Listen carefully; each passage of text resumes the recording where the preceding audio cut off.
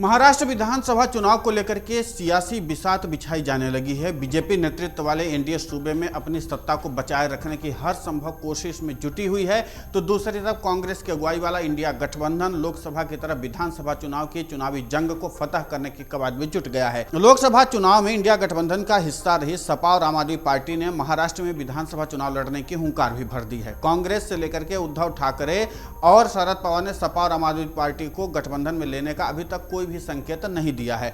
ऐसे में देखना यह होगा कि अखिलेश यादव और केजरीवाल सियासी मददगार साबित होंगे या फिर इंडिया गठबंधन के लिए सिरदर्द बनेंगे। लोकसभा चुनाव में कांग्रेस, उद्धव ठाकरे और शरद पवार की तिकड़ी महाराष्ट्र में हिट रही है। सूबे की 48 लोकसभा सीटों में से इंडिया गठबंधन 30 सीटों को जीतने में सफल रहा है, तो एनडीए को महज 17 सीटों से ही संतोष करना पड़ा था। 2024 के बाद से इंडिया गठबंधन के हौसले काफी ज्यादा बुलंद है, यानी कि लोकसभा चुनाव के परिणाम के बाद से बीजेपी को लोकसभा चुनाव में तगड़ा झटका लगा है और कांग्रेस से लेकर के शरद पवार की एनसीपी फायदे में रही है। बीजेपी को एकनाथ शिंदे और अजीत पवार के साथ हाथ मिलाने का सियासी लाभ भी नहीं मिल सका, लेकिन विधानसभा के चुनाव को लेकर के जिस तरह से जोर आजमाइश दोनों खेमे की तरफ से हो रही है, उसके चलते दोनों ही गठबंधनों में चुनौतियां बढ़ गई हैं। महाराष्ट्र में इंडिया गठबंधन में कांग्रेस, उद्धव ठाकरे की शिवसेना यूबीटी और शरद पवार की एनसीपी एसपी शामिल हैं। विधानसभा चुनाव में भी तीनों ही दलों ने मिलकर के किस्मत आजमाने का फैसला किया है, लेकिन सपा और आम आदमी पार्टी ने ताल ठोक करके सियासी तपिश बढ़ा दी है।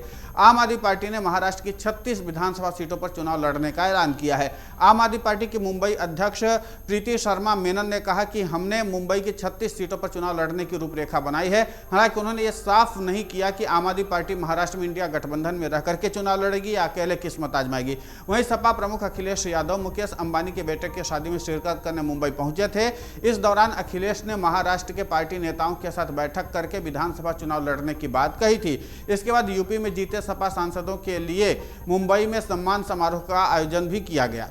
महाराष्ट्र में सपा के अध्यक्ष अबू आसिम आजमी साफ कह चुके हैं कि इंडिया गठबंधन उन्हें सीट नहीं देती है तो सपा अकेले चुनावी मैदान में उतरेगी। इस तरह सपा मुस्लिम बहुल विधानसभा सीटों पर चुनाव लड़ने की तैयारी में है, जिसके लिए इंद्रजीत सरोज को महाराष्ट्र का बाकायदा प्रभारी भी बना रखा है। मुंबई के मानखुर्द शिवाजी नगर विधानसभा क्षेत्र के सपा विधायक अबू आजमी ने कहा कि हमने मुंबई, ठाणे, भिवंडी और उत्तर भारतीय बहुल सीटों पर चुनाव लड़ने की रूपरेखा बनाई है। इसके लिए सपा प्रमुख अखिलेश यादव से कहा गया है कि इंडिया गठबंधन से कम 12 सीटों की मांग रखें। महाराष्ट्र में सपा के 2 विधायक हैं और वे दोनों ही मुस्लिम समुदाय से हैं। सपा पहले ही मुस्लिम बहुल सीटों पर चुनाव जीतती रही, इसलिए मुस्लिम बहुल सीटों पर चुनाव लड़ने की बात कर रही है, लेकिन इंडिया गठबंधन अपने पत्ते नहीं खोल रहा है। महाराष्ट्र में कांग्रेस से लेकर के उद्धव ठाकरे और शरद पवार तक सपा और आम आदमी पार्टी को इंडिया गठबंधन के तहत सीट देने की साफ बात निकल कर सामने नहीं आती है। महाराष्ट्र की 288 विधानसभा सीटों के बंटवारे को लेकर के कांग्रेस, शिवसेना यूबीटी और एनसीपी के बीच बैठक का दौर लगातार जारी है। शिवसेना यूबीटी के प्रमुख उद्धव ठाकरे दिल्ली के दौरे पर ऐसे समय पर आ रहे हैं जब सीट शेयरिंग को लेकर के मंथन चला है। सपा प्रमुख अखिलेश यादव से लेकर के आम आदमी पार्टी के नेताओं के साथ उद्धव ठाकरे मुलाकात करेंगे।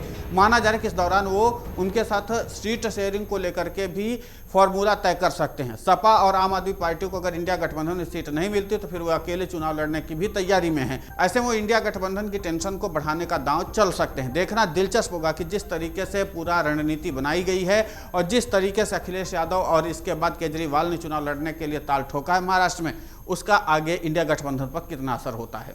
अगर आप ये वीडियो YouTube पर देख रहे हैं तो हमारे चैनल को सब्सक्राइब करें और बेल आइकन को दबाना ना भूलें। अगर आप Facebook पर ये वीडियो देख रहे हैं तो हमारे पेज को लाइक करें।